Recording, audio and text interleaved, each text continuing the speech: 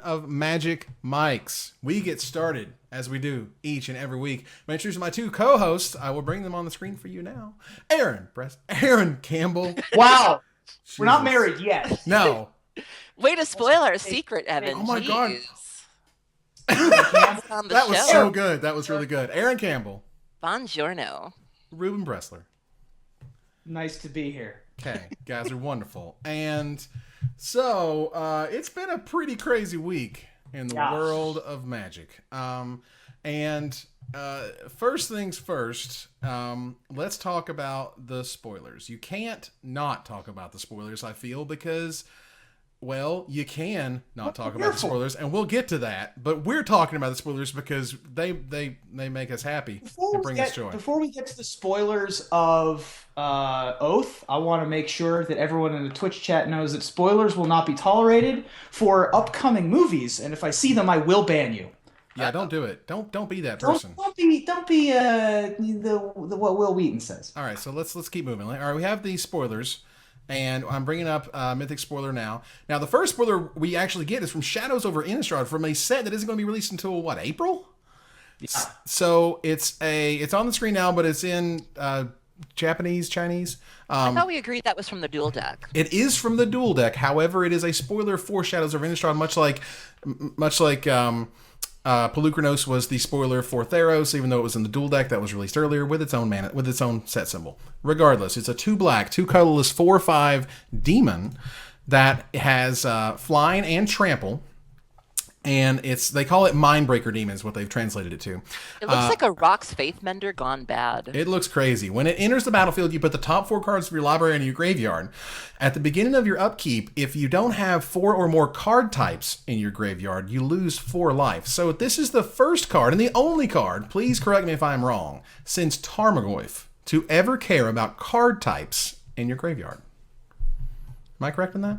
Anybody remember anything? Sounds right. I could have sworn there was something else in the Goyf family. But who knows? If not, then it's one of very few. It seems very, very few. That said, this is an incredibly powerful card. They also spoiled that Geist of St. Traff was the other dual deck rare. This is for dual deck Blessed versus Cursed, our latest things versus stuff. And so this guy, obviously very powerful. Aaron, this feels like a card right up, your alley, as it were. I can dredge it. You can dredge it. It puts cards directly from your library into your graveyard. Yes, that's exactly what I want. That's right. This card's right up my alley. I love this card. This card is a 4/5 with 2 types of evasion, flying, trample. Flyers don't tend to be very big. You can trample over Lingering Souls tokens and Mantis Riders or whatever is going to be in standard at the time. Losing life, who cares? I play Flame Rift, right? So my life total is irrelevant if you're dead.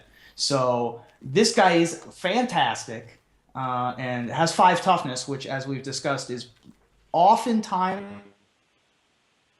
the line between playability and not playability. Right now it's 4 toughness. Right now 4 is a good magic number, but most of the time there's a lightning bolt of some kind in the format. And so I would anticipate something like that coming back around next time. And this guy, boy, I'm a big fan. This card is extremely terrific and I very, have to very wait powerful. 4 months for this card. I'm so mad. 4 months. Yep, there'll be sadness, but when we finally get it, when he finally is here, it's going to be good time. So, Oath of the Gatewatch happened. Some place called Game World TV decided to post pictures of a ton of the mythics. I don't think it's all of the mythics. I think it's like most of them.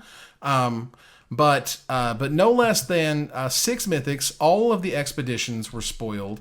And we'll just start off just at the top here in my top left with Nissa, Voice of Zendikar. 2 green and a colorless, 3 loyalty planeswalker. +1, it puts an 0/1 green plant creature token onto the battlefield. -2, it puts a +1/+1 counter on each creature you control. And -7, you gain X life and draw X cards, where X is the number of lands you control. This card is bananas. This card is bananas. This card is quite powerful. Yeah. So, a couple things going on here. First of all, it's the first 3-mana green planeswalker. Right. So the previous line for best mono green planeswalkers still probably Garruk Wildspeaker. Mm-hmm. I mean, like Nissa Worldcaller was pretty good. I mean, green planeswalkers don't tend to be where your powerhouse planeswalkers are. Sure. This card is it checks off a bunch of the boxes, but it doesn't check off one very important box, which I'll get to. Creating the planet token to protect itself, you gotta have that. Having a halfway decent like overrun ability is a trademark of all green planeswalkers, and this gets to do it the first turn you play it and survive, which I like a lot. Also, you can interact with +1/+1 counter bull that you happen to have in play. The problem is that it doesn't really have repeatable card advantage until you ultimate it. And as we've often talked about with planeswalkers, the ultimate is like gravy, but you're never expecting to actually use it. And so not being able to actually be a source of either literal or inherent card advantage might hold this card back, is my one concern with it.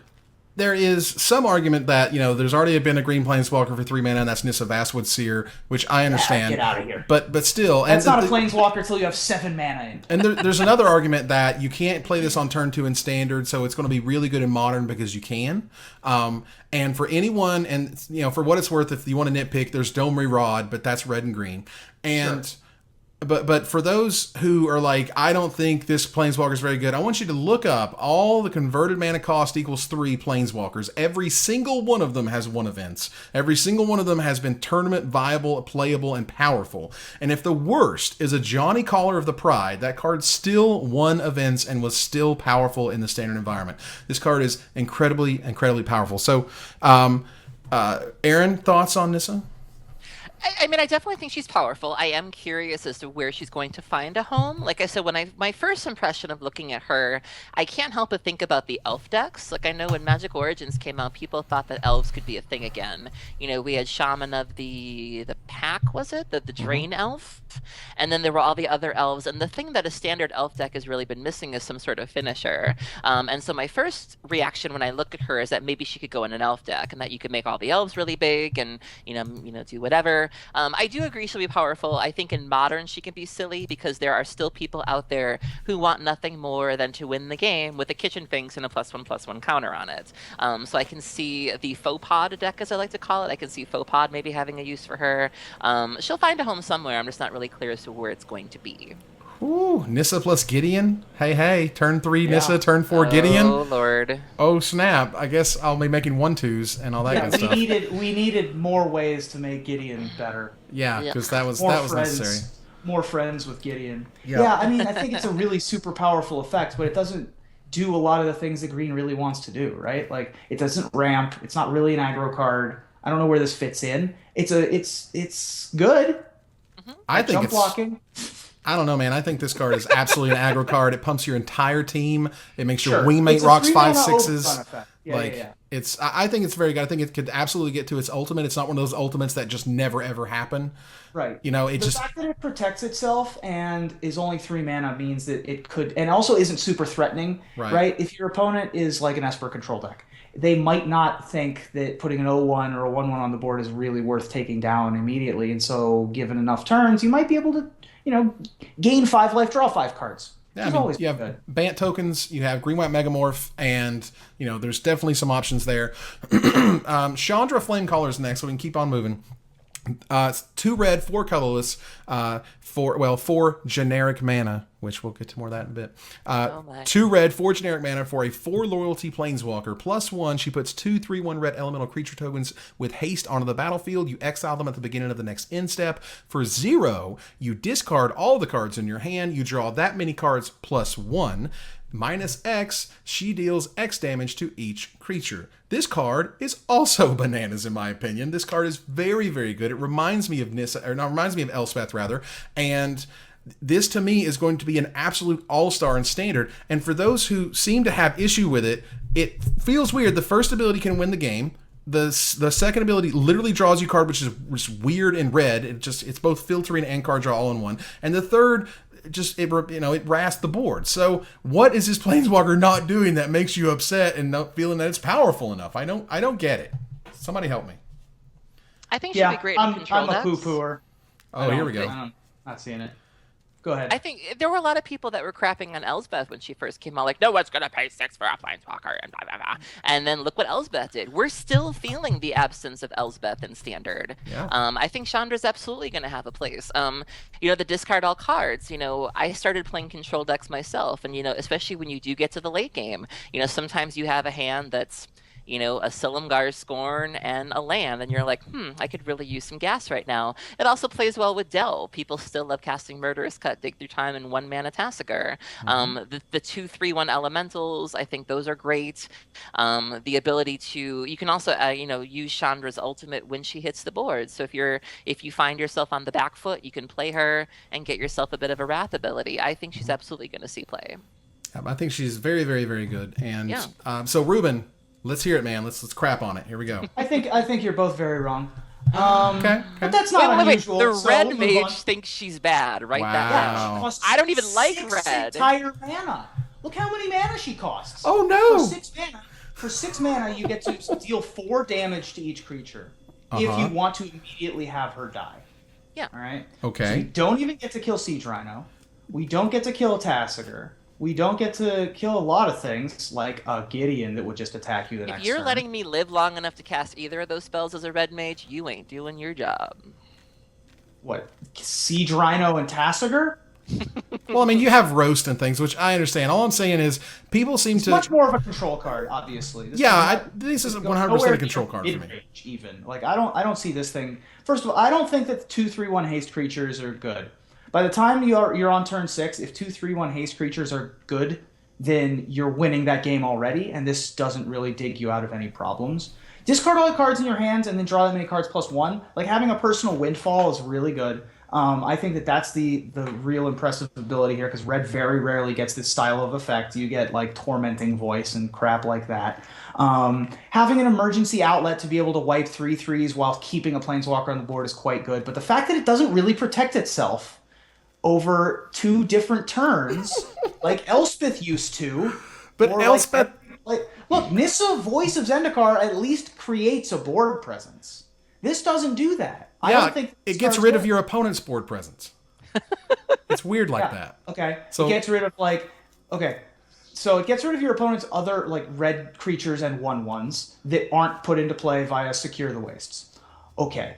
So we're still leaving our opponents with Gideon. We're still leaving our opponents with whatever Planeswalker and token making that they have over there.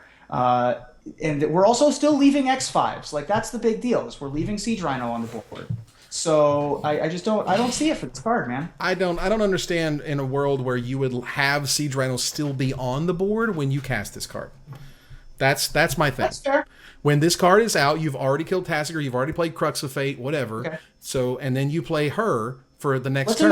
Let's imagine a world where I have cast Crux of Fate on turn 5, and my opponent goes into their turn 5, plays a Siege Rhino, and I untap and go into my turn 6 and play Chandra. Mm-hmm. Let's imagine that that's a thing that's theoretically possible. Look, man, the reason that Elspeth was amazing. She made 3/1/1s. Absolutely, no doubt. Fantastic. But if Elspeth, there were many boards, there were many play circumstances where if Elspeth had the -X deal up to 4 damage to the board, she would wipe the board. She did those 3/1/1 soldiers just so she wouldn't die and so you wouldn't die, and you can block 2/2s and 3/2s and all this other garbage. Elspeth could destroy Siege Rhinos, by the way. Yeah, I mean, I understand stay on the board. Languish is better than her ultimate, but there's power in choices, as we all know. Yeah, sure. I mean, I think the card's fine. I just don't think it's spectacular, and I don't see decks built I don't see Control being about Elspeth or being about Chandra like they were about Elspeth. Everything revolved around Elspeth. Okay, so we're gonna keep moving here. I want to talk about the next 2 spoilers together because I think they fit together.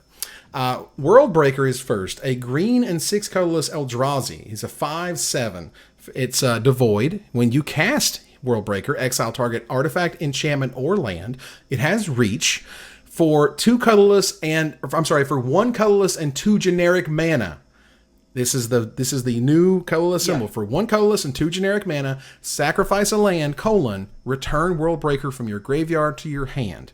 So real fast, this to me solves the problem of something you mentioned, I think it was a couple weeks ago, was you're like, Explosive Vegetation is a terrible top deck. Well, it's not anymore. A, Explosive Vegetation gets wastes, and B, you just use those extra lands to bring World Breakers back, which is, it's not a legendary creature. It's amazing. All right, so let's move over here to Kozilek's Return. Just what the doctor ordered. I love World Breaker. Which is the most mind-blowing mythic I've ever seen. I swear to God, no mythic has ever made me go, what?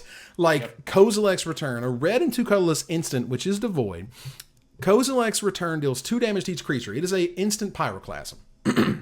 The second ability is where you, like, the brain falls out of the ear. Whenever you cast an Eldrazi creature spell, you know, like World Breaker, you, with converted mana cost 7 or greater, you may exile Kozilek's Return from your graveyard. If you do, it deals 5 damage to each creature. So not only are you getting a monster, you're also, you are given the choice. It's not even a must. It's a may. You are given the choice to wrath the rest of the board, to kill the Siege Rhinos and kill the Taskers, kill everything basically, but the ridiculous monster that you just played. So it's a card that's good early, and it's a card that's good late, and it's a card that looks like it's going to be really, really expensive. This card is spectacular. I love this card. First of all, it's a Pyroclasm in a format that doesn't have a Pyroclasm. Yep. It's an instant speed Pyroclasm in a format that doesn't have a Pyroclasm.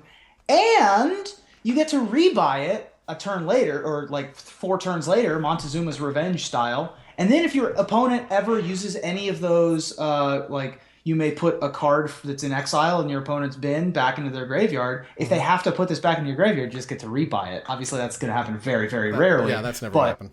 You're going to get 2 shots on this Kozilek's Return a lot of the time. This card's really good. Card is bananas. Aaron? Yeah, so when I came back to Standard a couple weeks ago, I started off playing Gabby Sparks' Red-Green Eldrazi list, and I do believe that I think Oath is going to be very good for that deck, and this is one of the cards that I think is really going to help that deck because, you know, we do suffer against decks like Atarka Red, and having that instant speed board wipe is really nice. Right now, we're having to live with Seismic Assault, I think it's called, and that's not really that great, and it also doesn't hit flying creatures, so that's really unfortunate. And also, you know, the ability to... You know, so you're basically buying yourself time until you can cast something like Oblivion Sower or World Breaker. But, you know, if they still have enough of a board, your one Oblivion Sower is not going to cut it.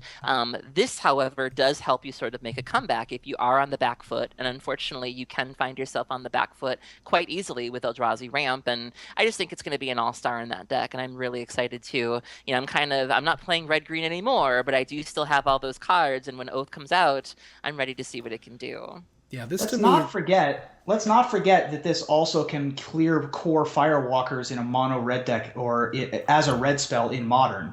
There you go. So blue-white-red control has a really good answer to a core Firewalker if their hand is like all burn spells and stuff. I mean, even opposing burn decks even too. Like if you're a burn deck and you see a core Firewalker, you now have an answer. Wow, that's ridiculous. So being devoid is really important amongst its other amazing abilities. We're going to keep moving here. We're going to talk about Sphinx of the Final Word. No, seriously, shut up. This is happening. This is my place, not yours. You close the mouth because it's a 7 mana 5/5, 2 blue, 5 generic mana, 5/5 flying hexproof that cannot be countered. A blue creature that cannot be countered, by the way. That is huge. Instant and sorcery spells that you control can't be countered by spells or abilities. Oh my God. Now, where a Pearl Lake Ancient looked absolutely terrible, this card looks absolutely amazing. Ugh, this card is like a hug from Jesus. It doesn't die to Chandra. Oh, Reuben, we're losing you, buddy. He said it doesn't die to Chandra. It doesn't die to Chandra. It does not die to Chandra. That is shady. Which is hilarious in and of itself. And my favorite part of this is that it bounces off itself. If you have a Sphinx and they have a Sphinx, they kill each other. That's really important because Pearl Lake Ancient Mirrors were lame because they just kept like butting heads in one another and like, you're killing me. So this to me, and this was something that Mero noted on the Blogatog, is that development wanted the blue creatures to get uncounterability because this is a way for you to break the mirror. When you're Esper versus Esper and you're grinding out whatever and you just don't have these Ashiok type cards, well, by God, you drop a Sphinx on turn 7, you know, they have to answer it. It has to be answered or you're going to untap and be able to sort of take over that game. But when you both have a Sphinx and you're both doing crazy stuff, at least you know that you can kill one another, and that's very important. Yeah. Yeah. This card is super cool. Aaron? Yeah. I've been playing Esper Dragons for the past week or two and really, really enjoying it. And a lot of times, I haven't faced the mirror too often, but usually it comes down to like the battle of OGTIs, where it's like, I have an OGTI, you're waiting for me to tap out so you can then steal it with Silumgar, which I then steal your Silumgar with my Silumgar. It gets really redundant, and then it turns into like a battle of foul tongues. And, the one thing I really like about this is that sort of puts, that's not really an issue with this card. I also like the way that it survives Languish. One of the reasons that Languish hasn't really seen play in the Esper decks is because it kills Ojutai. But you can play Languish with this card. I was very excited to see this, and that was another, like, I'm really excited as a red-green player, but I'm also really excited as a control player because it's Christmas for me for both decks. Absolutely. Reuben? Uh-oh. We're losing Oh, Reuben. no. Reuben, come back. Sweet. Okay. Am I gone? Am I back? Am I gone? You're bouncing, buddy. You're bouncing. All right, you're back. Go ahead. Okay. Well, that's because I tried to counter this guy. This guy's super sweet. He checks all the Timmy boxes, which I like out of a blue creature. I definitely like giving can't be countered to blue because originally it was in green, right? Like things like Scragnoth. Oh yeah, and Scragnoth. And Quagnoth, for that matter. But putting it in blue is a lot better, I think, because it's flavorfully it fits to me. Especially on a Sphinx like this, and this is super flavorful, and I think it's hilarious. Also, it has hexproof, which I think that you need to save hexproof for bigger creatures like 7-drops. I really like this card a lot. I'm not sure. Boy, it's tough for me to tell if this thing can break through into a standard deck. Because there's so many powerful things that you can be doing with 7 mana and before that I don't know if even a 5/5 flying hexproof with all these other words on it is good enough.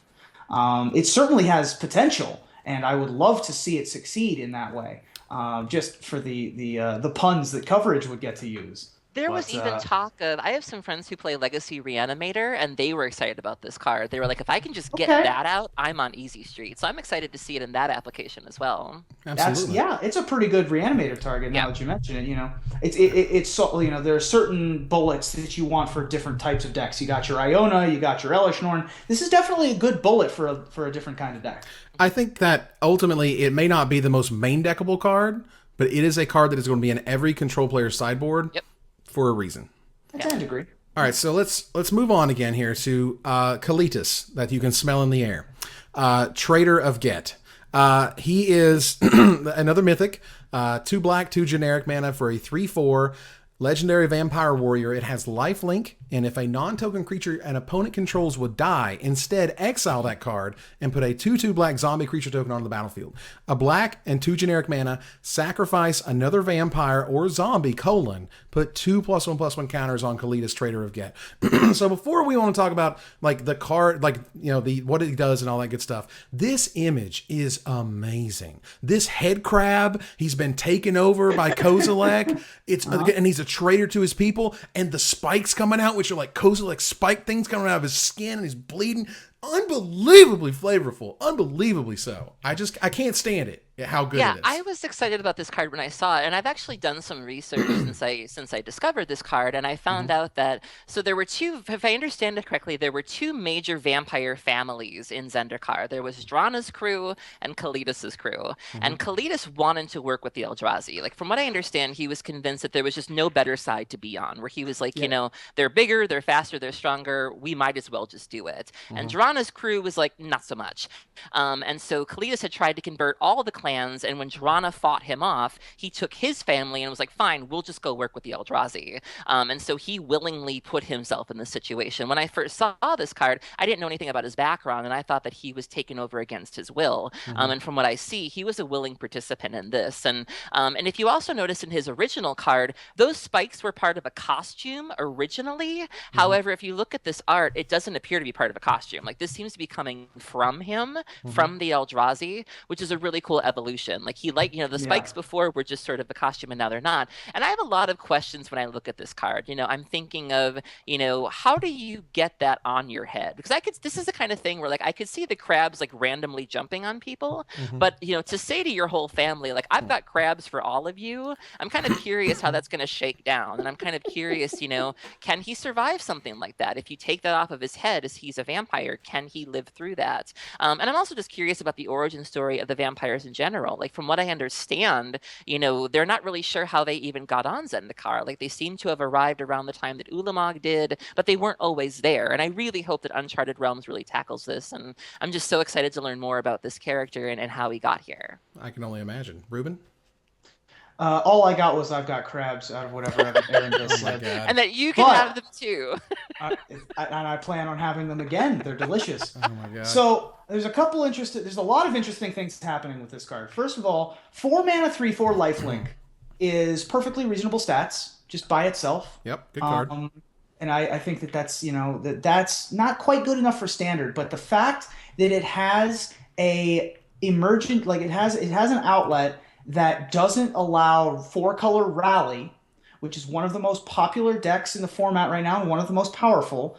It's another Anafenza the Foremost. It's another way to hose those decks, right? Yeah. You can't do anything. You can't sacrifice to your Nantuko Husks. You can't put the top 4 cards of your library into your graveyard with your 4/5 Butchers in 3 months. This card is an automatic hoser for those that also grants you additional value by putting more power onto the battlefield with your 2/2 black zombie tokens. Right. In addition, the third ability, whatever. I mean, if your opponent is playing, for example, if your opponent casts Kozilek's Return and you got 6 mana up, may as well get rid of those 2/2s and put them on Kalitas, right? Because then you're just Kalitas, part of bro. Kalitas. You just Kalitas us? For real? Look, it's my accent, man. I put the emphasis on the wrong syllable. So I think everything on this card speaks to me. The fact that it's also a warrior, so it can get +1/+0 from Chief of the Edge. Yeah, I can. Let's not forget, Sam Black did really well with that deck at the Invitational this week. Him. It's probably a good top end for that deck. It's got every ability. There's no wasted words that you're going to use everything on this card. It's a great card. I can't imagine this card not seeing standard play. There's been discussions on Reddit about this possibly being included in like some modern decks, like either as a one-of in like Abzan or Jund, because those decks do revolve around just sort of killing all your stuff. And if you're doing that, you're like, kill that, okay, cool, I get a zombie, kill that, cool. It can be a really nice, it could possibly be a nice finisher, sort of along the lines of Olivia, where Olivia was just sort of come down, ping that, ping that, ping that. She gets really, really big, and then you have to deal with her, and he sort of goes wide. And I'm all for it. I think it's a great card. Yeah, I think of the most kind of obvious constructed cards of what was spoiled, I feel like, there's Nissa and Kalitas and Kozilek's Return, and they're just like, you're going to see this in standard. You're going to see this happen. These cards are too good. They do too much. There's too much utility to make them happen. So I also think that, just real quick, to speak to Aaron's point on this doesn't look like a costume, I really am excited to see somebody cosplay this guy. Oh my god! There's very few unique male Magic characters to cosplay. Right. And this is a really unique style that you can get the cool. I don't know what it's called, but it's like fondant when you have the cakes that you're making like sculpture on your skin. Sure. Like that. I think that this has a really cool. I'd really like to see somebody tackle this costume. So start going to the gym right now. Yeah, I'm gonna start doing push-ups. Let's go. Get them crunches in, boys and girls, because you can't do it unless you got some ripness. Yes. All right, so next up are the expedition lands that were spoiled. They were supposed to be spoiled through the entire month of December. Instead, here we go. There's Wasteland, which now has its 3rd promo printing. There's Dust Bowl. There's the entire Filter Land, Sunken Ruins, Cascade Bluffs, Graven Cairns, Wooded Bastion, all those guys. There's Core Haven, which I thought was really interesting. I don't know where that kind of came from. Is this a reprint? Corehaven was originally Nemesis. Yes. Okay, see, I'd never heard of it before. Like when I first saw it, I thought it might have been a standard card because I was like, oh, that could be good against red, but I guess not. Yeah. And it's also interesting that all these cards are really showcasing the colorless mana symbol. They're really like, here you go. This is what it looks like, what it feels like. There's Horizon Canopy, Tectonic Edge, Strip Mine. Oh my God, I want to open Strip Mine in Limited and play Strip Mine in my Limited deck. Just saying. Very good. Eye of Ugin looks absolutely amazing. Like gorgeous, mana confluence, and that's the whole spiel there. So those are your expeditions. We're gonna move back through more new cards with Crumbling Vestige, which is a common land. And for me, who has gotten really into Pauper lately, this card is awesome. It enters the battlefield tapped. It adds a 1 mana of any color to your mana pool thereafter. Just by entering the battlefield, it adds 1 mana of any color. You can tap it to add a colorless mana. This is a big deal. It has a lot of fixing. It's still viable on turn 1. It gives reliable colorless mana to any Pauper deck, which I think is a big deal. There's Unknown Shores, which I believe is either a functional reprint or is just an actual reprint. Am I incorrect on that? I think it's a functional. It might be a functional. So it taps for a colorless, one generic mana tap, add 1 mana of any color to your mana pool. The card that has me the most excited for Pauper is Holdout Settlement. This card is a big deal in Pauper. It's basically the Springleaf Drumland, where it is a land, it's common, it taps for a colorless mana, or tap an untapped creature you control, add 1 mana of any color to your mana pool. So let me show you, let me give you some ideas of what's going on here. I play Elves in Pauper. Elves has to have an island in its deck, and it has to have creatures. It has to have elves to go find basic land so you can get that island. You can play Distant Melody. This land means you don't have to do that anymore. That's a big deal. I play mono white tokens, which is another awesome deck. Fantastic. It wants to play cards like Harsh Sustenance. Harsh Sustenance is a white, black, and a colorless instant that deals X damage to target creature or player equal to the number of creatures that you control, and you gain X life. That's a big deal. And when I don't have to put in swamps and I don't have to put in comes into play tap lands to fix my black mana, that's a big old deal. So this card is super fantastic. Alex Ullman, who's kind of the sort of the original Pauper champion, he writes articles about Pauper all the time, really highlighted these 2 cards as cards that you guys need to be sort of aware of and excited for. So before I keep going, Crumbling Vestige, Unknown Shores, Holdout Settlement, any thoughts and feelings about that? Yes. Can you hear me? Barely. For God's sakes, okay. Dude, are you? I don't know what's going on. Your internet's in a tin can. I tried interrupting there to mention that Unknown Shores is an actual reprint. But I guess my internet's in a tin can. Can you hear me still? I mean, you're like scraggling, like I can understand you, but it's really difficult. All right. Well, anyway, I'm just going to keep talking, and hopefully it gets better. The first thing I want to point out is that the common lands have the reminder text that diamond represents colorless mana, which Kozilek does not have, and a bunch of, I imagine, the rares don't really have, right? Right. So I just think that it's interesting that they put the reminder text of the new mana symbol on these cards. Also, I really like the design of Crumbling Vestige in particular. I think that Holdout Settlement's the one that's most likely to see standard play and Pauper play, as you mentioned. But Crumbling Vestige is interesting to me because it's a turn 1 way to get a mana elf or a burn spell or whatever. Oh man, we just lost him. No. The colorless option. So I think it's a really cool card. Reuben, buddy, I wish I could send you the magical vibes to fix your internet connection. So, Aaron, you talk to us for a second. Whoa. About these lands. You tell us about these lands. Do you feel? Is there any feelings? I actually do like I don't know if we covered this, but I believe it's called the Hand of the Gate or the Gate Hand. We haven't gotten there yet. That was in. We haven't gotten there. Talk about a land I was interested in. No. I was talking about Crumbling Vestige, Unknown Shores, Holdout Settlement. I'm not interested in those lands. Well, then let's keep going. So the red-white dual land, the red-white man land, has been spoiled. It comes into play tap, adds a red or a white for tapping it, and for a white, red, and 2 colorless, it becomes a 2/1 double striker to the surprise of literally no one. No. Good land, fine land, what have you. So next up is the Seagate Ruins. Yes. Which taps to add a colorless, 2 generic, 1 colorless tap, draw a card, activate this ability only if you have no cards in hand. I think this card's really like that one. Yeah, this card's really cool. I really like that, especially again, if you're in a control deck and you get rid of all the cards in your hand. I'm not opposed to this. Reuben?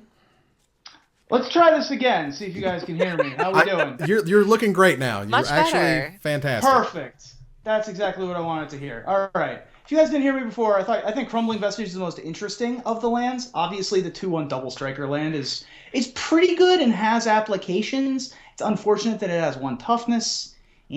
Whatever. The one that I'm most excited about personally is, of course, Seagate Ruins, because I empty my hand a lot as a burn player, right? And this allows you to get 2 extra cards off the top of your deck. Anything that can refill your gas tank, I'm always going to be on board with. Absolutely.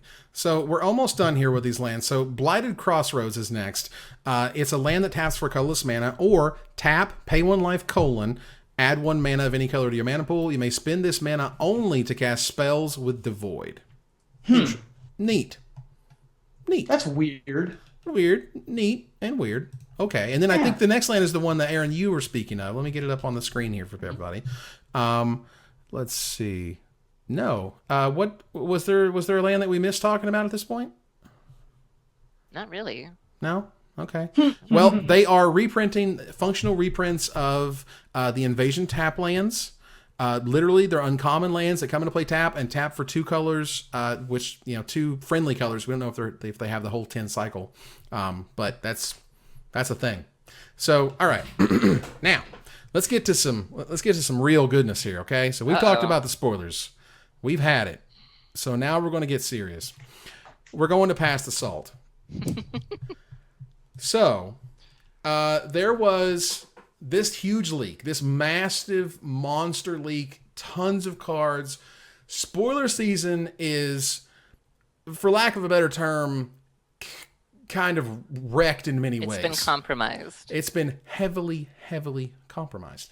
So, today, on a day where Wizards doesn't post content, they normally have like the best of, there's these 2 weeks, everybody's off for Christmas, high five, see you guys later, so on and so forth. There was an article written by One Trick Jarrett, a friend of mine, guy I've known for a long time. We were there in the trenches back in the day when he was doing Mana Nation, and I was just like trying to get to a GP any way I could to ask people their opinions and stuff. And he wrote an article called Why Leaks Hurt. And he talked about how his job is helping people around the company plan for how they unveil the new sets and so on and so forth. So there's something that kind of came up on my stream, but I just I didn't really read it, word for word, really in depth. I just kind of skimmed it and I was like, yeah, spoilers are bad. They kind of screw up the season. That sucks. I went to Reddit. One of the top comments at the time was, spoilers are bad. I can't believe it's wrecking the spoiler season. This sucks. Came back later. I really read his article again. I really read it in depth. I read every word of it. And I got pretty upset about it. Not gonna lie. I think that Trick made a mistake writing this article. I think he wrote it in a mindset that is justified in many ways, but comes across in almost all the wrong ways. There's a few bits that he notes. He says, let's get one thing straight. For example, leaks aren't journalism. I call that. I call the BS on that. I don't believe that. I think that's completely ridiculous. I think that you can't, that ultimately it feels like, and this is what it feels like. I'm not saying this is what he's doing. This is what it feels like. That he's saying we should feel bad for getting excited. We should feel bad for looking at these spoilers. We should feel bad that somehow, some way, these cards leaked out. And I do not believe that at all. I think it's absolutely ridiculous. I think I should absolutely be talking about these things. Because if it's not me, it's going to be somebody else. If it's not me, it's going to be some other website. If it wasn't the Reddit, the subreddit, and one of the things that one of the top Reddit comments was Wizards doesn't own the community. You can't just say, well, this is all screwed up and you should feel bad. And there were people, saying things like, if you love Magic, you won't look at these spoilers. What?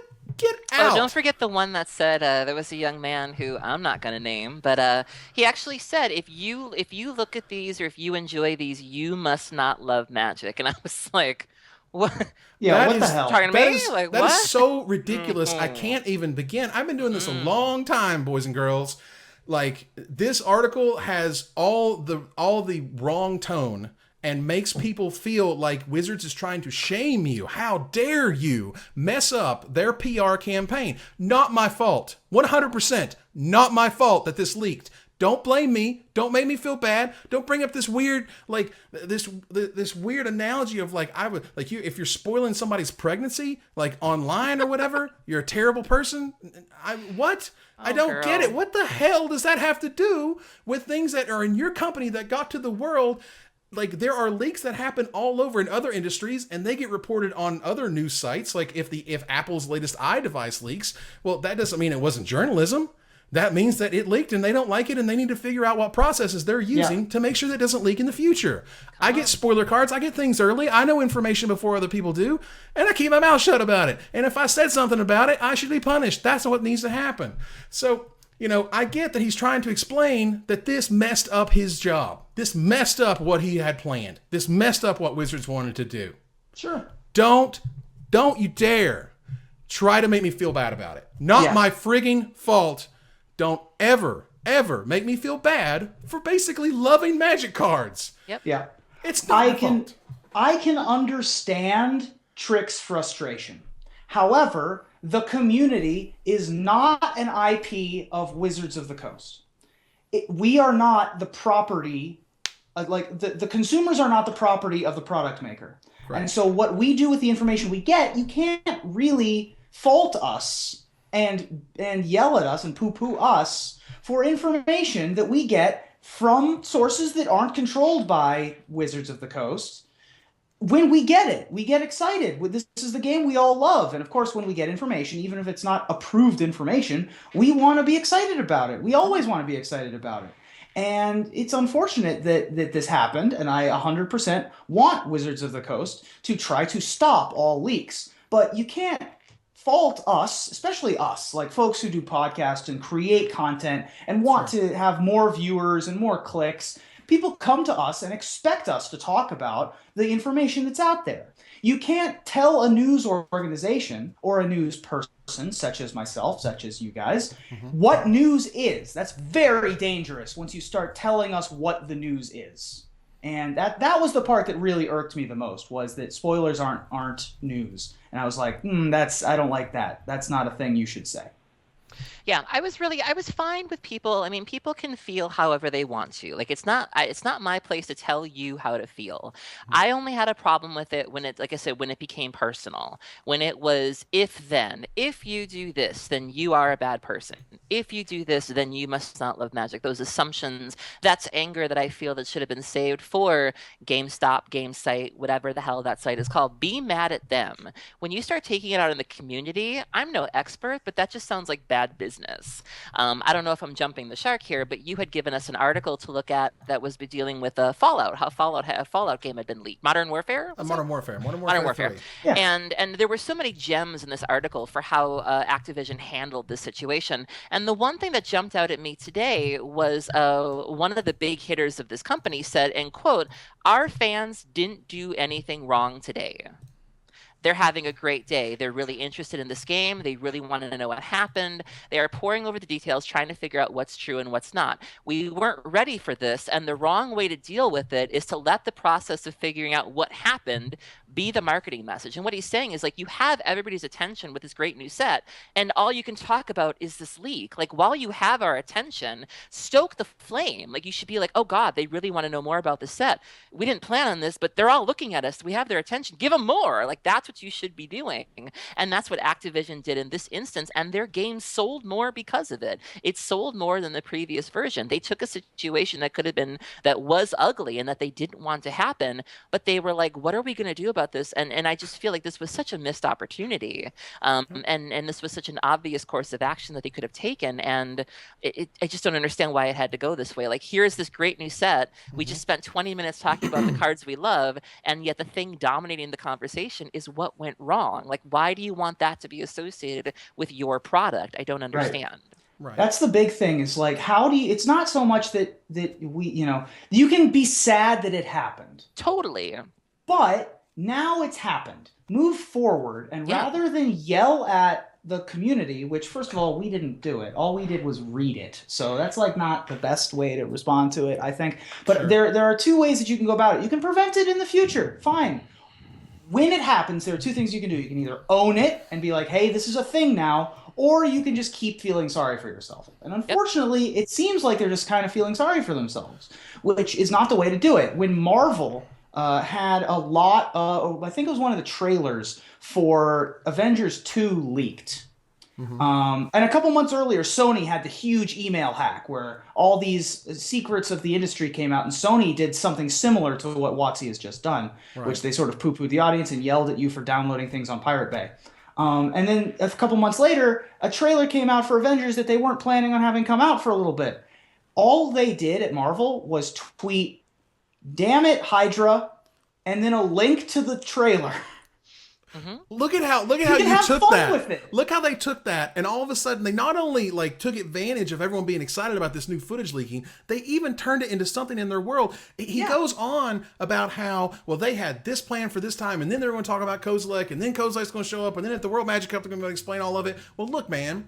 When your plans get derailed and everyone's freaking out over waste and everyone's freaking out over Kozilek, and you don't want this insane confusion that you're dealing with now, and everybody's asking what Kalitas means, and I saw Kozilek and I'm really confused, I don't know, that you can jump on that. You can say, you know what, guys, it's happened. Let's move forward. Let's get these articles published. Let's put up a podcast, or let's put up a video. Let's put up something that says what these things do, because it's already out. Your plans are already adjusted, however you want to look at it. You know, in that article, it says, you may have heard that the Chinese word for crisis is composed of two symbols. The first one means danger, and the second one means opportunity. So take it as something that sucks and is scary and nobody likes it, and it's messing up your world that you worked really hard to define, and just run with it, because it's too late. You can't shame me for liking it. You can come along with me in being excited about it.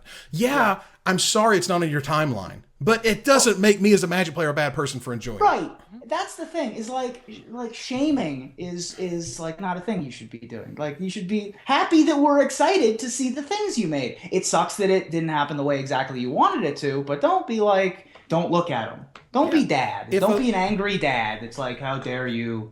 Another quote from that article: if a leak points to a game being truly awful, that's the fault of the people responsible for making an awful game, and not the press. If you're so worried about us seeing these things out of context that we won't like it or we won't understand it, it's not our fault, man. It's not. Sure. It's not on us to take things out of context. It's on them to say, look, this is a piece of a puzzle. You haven't seen all of it, but I know you're excited to look at it. So bear with us. Let's get excited about it, and let's tell you about how this works into the new set. The reality of leaks also is that heads will roll. Like after the Judgment leak, for example, when Judgment came out and the entire set was spoiled like 2 months ahead of time, or another huge leak like this, whoever leaked this is never getting any product ahead of time ever again. They're dead to WotC. Things like that. It's just very unfortunate that, when this happens, all of that, the dirty stuff stays behind the scene, and then they have to deal with what's in front of you. I am 100% in favor of WotC trying to prevent spoilers. But once spoilers happen, you got to deal with it and move forward. There's no use in looking backwards and being sad. Yeah, it shouldn't dominate the conversation. I think more than anything, I hope that this is maybe a turning point. Like we've talked about, this is sort of the age we live in right now. I hate to bring her into this, but one of the reasons that people were so impressed with Beyonce's latest album is because she was able to release it and 12 videos and no one knew about it. Yep. And while the album itself was good, there were people that were like, how did she do this? Because up until before, Britney had a leak, Gaga had a leak, everybody had a leak, and I'm bringing up all the gay icons. I don't care. But just the fact that in this day and age, it's so hard to keep things under wraps. I mean, but ultimately what it boils down to is if the content is good, people will still go to your movie. People will still buy the album. One doesn't necessarily lead to the other. And I think that, what we're going to see is the companies that can adapt to this are going to continue to thrive. And the companies that can't adapt to this are going to flounder a little bit. And I think this is something that can be used as a learning opportunity, or you can continue to be stuck in your ways and not look so great after it. If there's a silver lining here, it's that none of the Surge cards got spoiled. Like the only one that got spoiled was Crush of Tentacles, which I think they did on purpose. Which, by the way, Surge is super sweet. By the way, it's like a fixed storm mechanic. Totally. So I'm excited to see what other cards come out, and of course, having Octopus 1 when you surge it is nice. Octopuses. Yeah, but anyway, I think that's like the one silver lining, is that one of the keywords to the set didn't have anything else come out about it, so they can sort of have fun with that, maybe. So what I would say is, I want the people who leaked them punished. No doubt about it. I want Wizards to review the processes of which they provide cards or cards are given. I know they already have things, processes that they use. Maybe they should review them to make sure that this never happens again.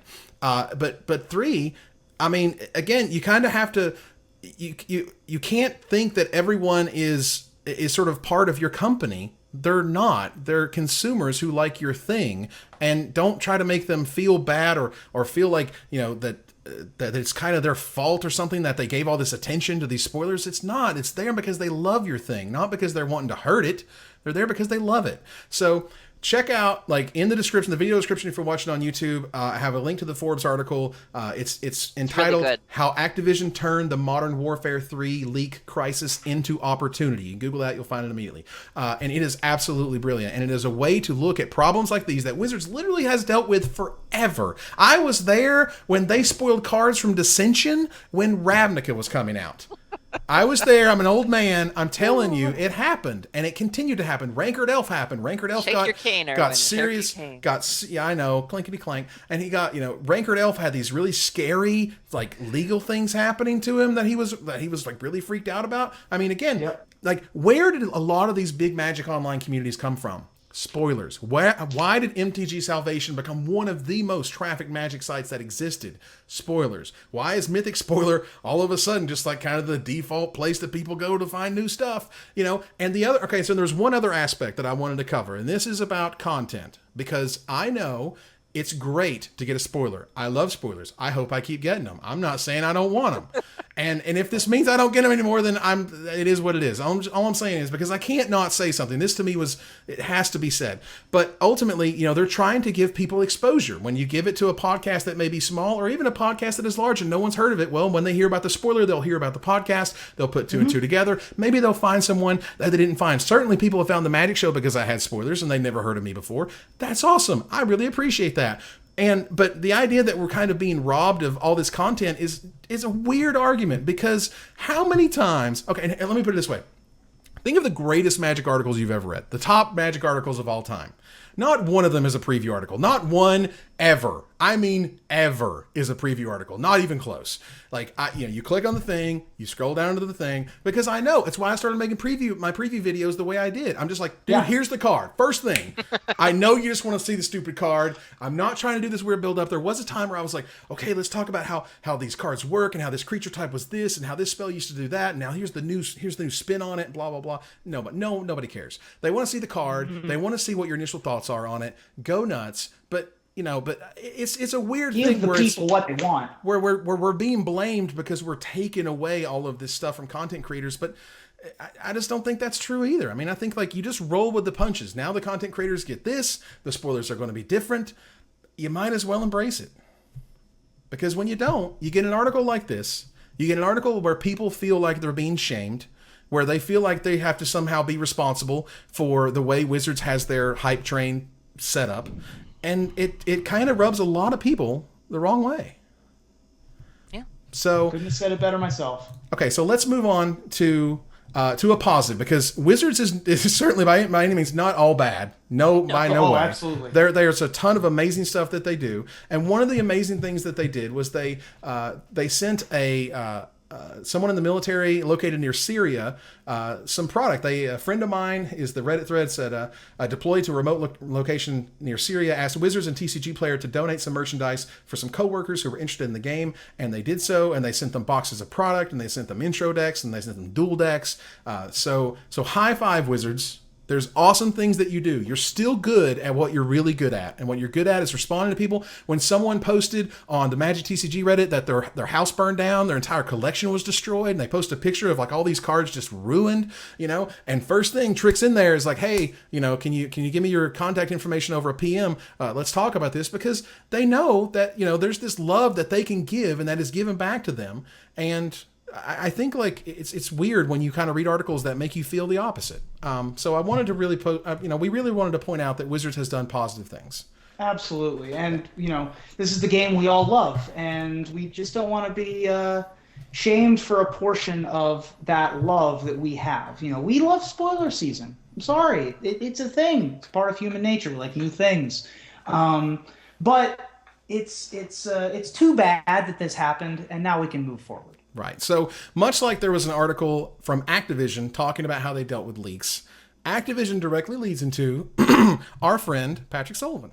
So for Gather the Townsfolk, we're going to talk about how Patrick Sullivan had an announcement. I'll bring it up here on the screen. He talked about this on Twitter pertaining to coverage in 2016.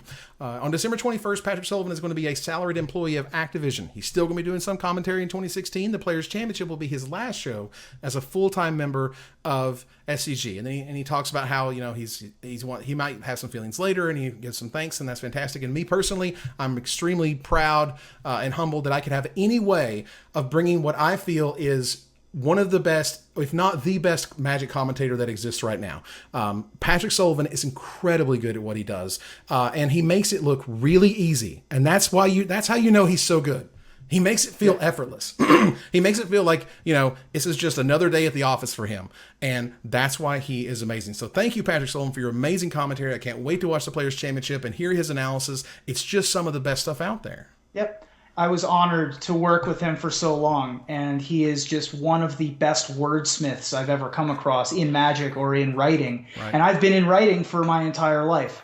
Every word he comes out with is perfectly placed. He's a trained prize fighter with the English language. He's just a treasure to the Magic community. I'm glad that he's still going to be a little bit involved in Magic. I don't know how much long or how no. No!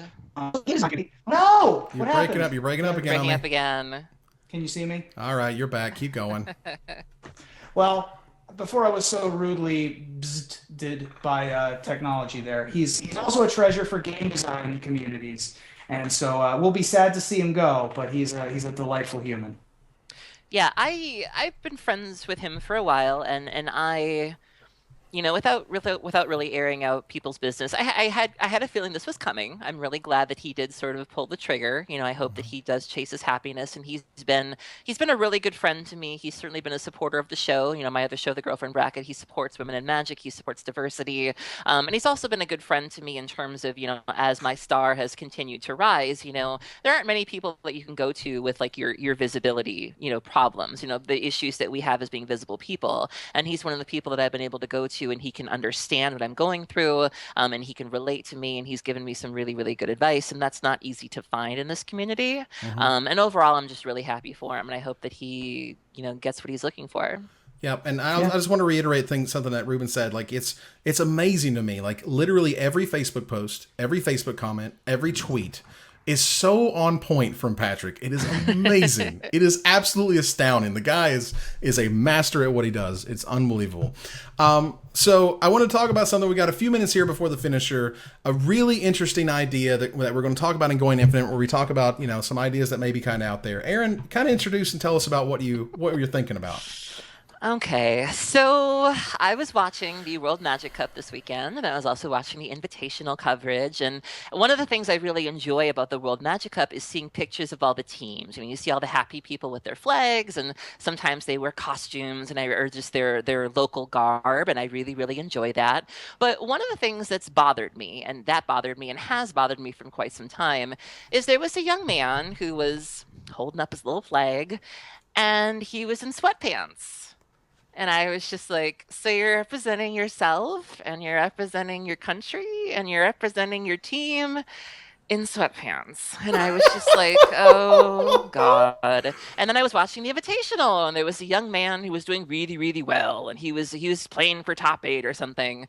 And he's in dirty basketball shorts. And I'm just kind of like, I think that if you're playing at a certain level of event, if you're playing at something like the Pro Tour, if you're playing at Worlds or the World Magic Cup, or even an Invitational, I think that at a certain point I would like to see a dress code instated. I looked up the guidelines for chess actually, and they're not that firm. Like, you can still wear a nice pair of jeans, you can still wear a nice shirt. You see the guys from Channel Fireball, they've got those really nice black shirts that they wear. But I would really like to see people kind of step their cookie up a little bit. If you are going to a tournament that not everybody can go to, and you're trying to represent yourself, your team, your country, the game, I see nothing wrong with asking people to clean up a little bit. And it's a very polarizing topic. Like, I remember being at the TCG Invitational and just hearing the word dress code would set people aflame. This is Travis and blah. And I'm all for it. Like, I think it wouldn't hurt. And what do you guys think? I think that first of all, I think it's there. All right, so let me start with this. There have been times where there is a top 8 of a Pro Tour, and these people made the highest echelons of the game as we currently have it. And I'm honest to God embarrassed that they're up there. Thank you. Like, you really couldn't have shaved. You really didn't get a haircut. You Come really on. showed up in this thing that's too big for you, too small for you, sweatpants, gym shorts. Dude, come on. So, and there needs to be a point, I think, where, like, like, wear a polo and some nice pants. It could be nice jeans even. You don't even need to have slacks for me, buddy. It's cool. Just get a nice, unsoiled garment of clothing and have a little respect for what thousands of people all over the world who love this game and want to see you play at your highest level. Put a little something behind it. When people like, Patrick Chapin shows up in a suit, you damn right he shows up in a suit, and he looks damn good doing it. And our game looks better because he does it. Yeah, I was particularly horrified. I remember a specific incident, a Pro Tour in Magic 2014. That was the year that Jared Betcher was named Rookie of the Year. Mm-hmm. And he had on that damn Pokemon hat, and he was sitting in a chair, and he was literally like...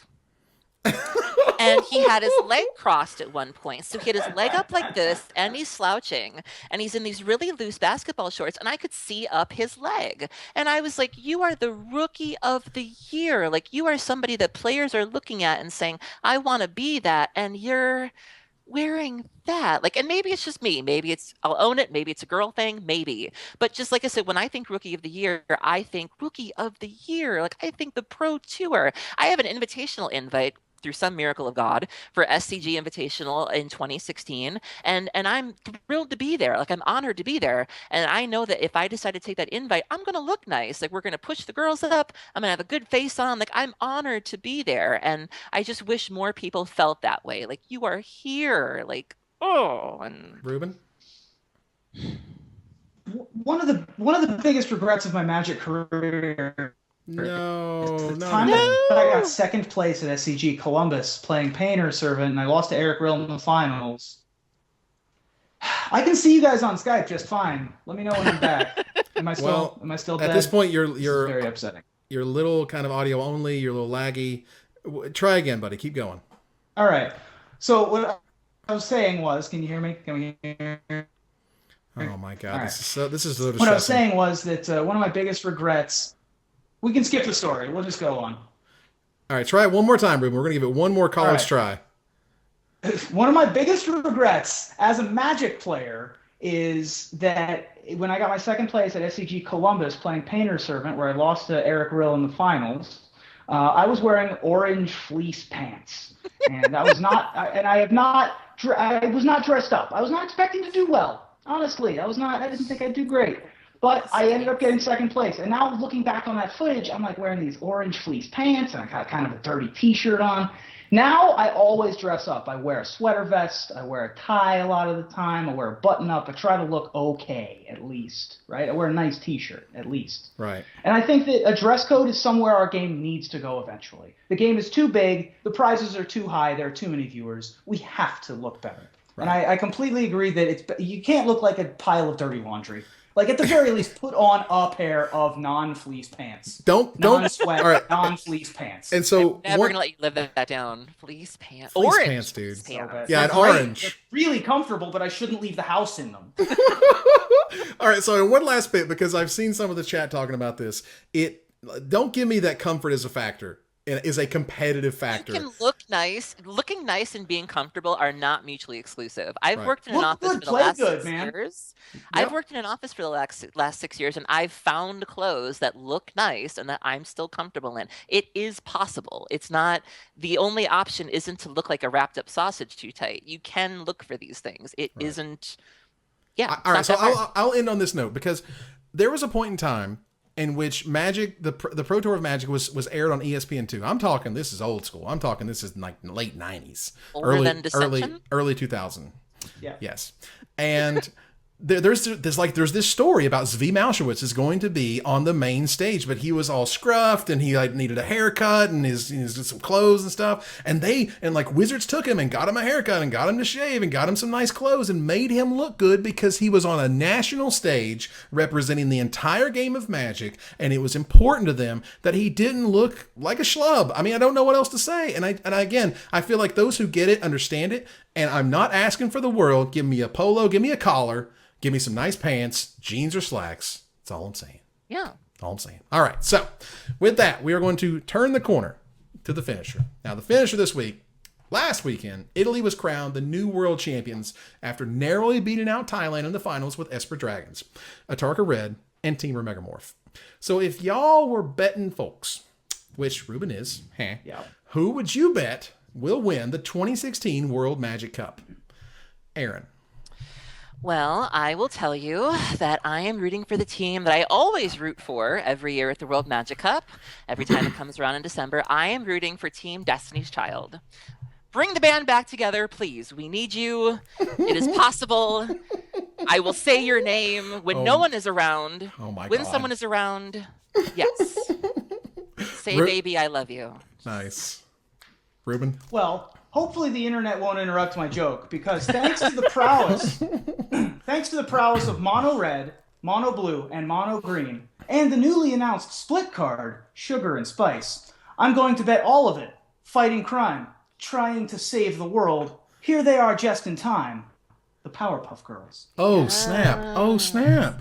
Well, look, I'm planning on heading down to the sports book, putting all of my money on the team with the longest winning streak and the best team chemistry in the history of sports, the Harlem Globetrotters. They have over 10,000 wins over the Washington Generals, and also let us not forget their 100% success rate closing cases on Scooby-Doo. That's true. That's 100%. Very true. That's 100%. That's a good conversion rate. That's an excellent rate. That's good stats. All right, so that brings us to our outro slide. But first, I want to thank Aaron Campbell. Thank you. Reuben. Thanks. Thank you guys for joining me this week, and we're going to go to our outro slide here as we end our show in another episode of Magic Mics. Thank you for joining us here to discuss all things Magic. I want to thank you guys for watching, and for those who support us at patreon.com/magicmics, visit our website at magicmicspodcast.com that exists thanks to our Patreon supporters, or follow, like, tweet, favorite, share, subscribe, do everything social that tells people we exist. Catch us online at twitch.tv/magicmics, on Twitter at magicmicscast, on Reddit at reddit.com/r/magicmics, and on facebook.com at facebook.com/magicmics. Talk to us privately at magicmicspodcast@gmail.com. Follow the audio-only podcast at magicmicspodcast.libsyn.com, or find us on iTunes. Or join us here next week, same time, same place, for another episode of Magic Mics. Good night, everybody.